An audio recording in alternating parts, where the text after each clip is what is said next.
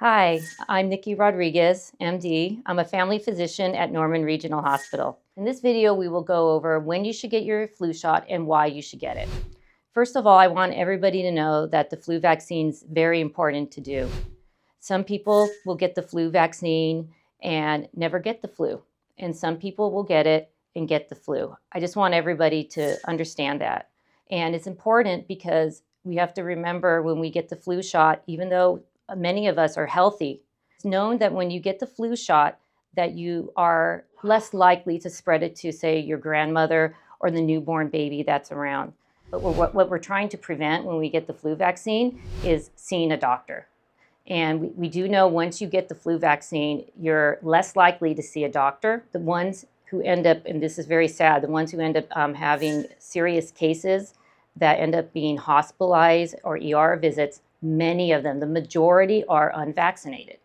You could be totally healthy and end up in the ER with the flu, and you could have avoided it if you got your flu vaccine.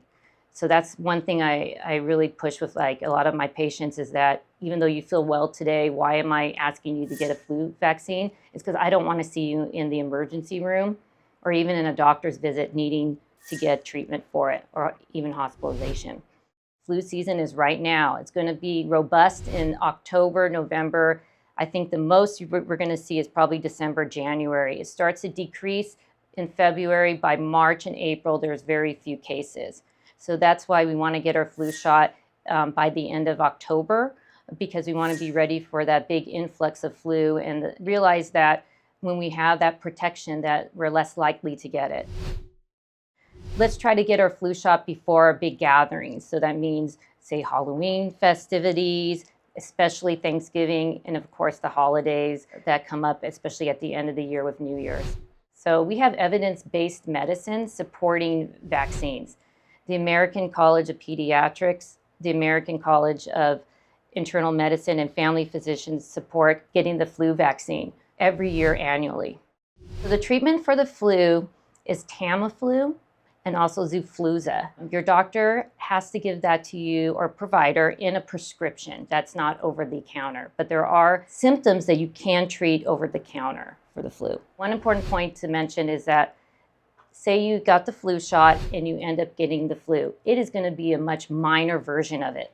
If you look at people who get the flu that are unvaccinated, you're looking at a 5 to 7 day illness. Now it's cut down to 1 to 2 days, maybe 3 days maximum with minimal symptoms, meaning that your fever won't be as high as 104. Maybe it's going to be about 99, maximum 100, 101, which is very treatable. So you're much more comfortable with the flu if you get it and you're vaccinated. We're in the 2025-26 flu season. I'm encouraging everybody to get their flu vaccine today.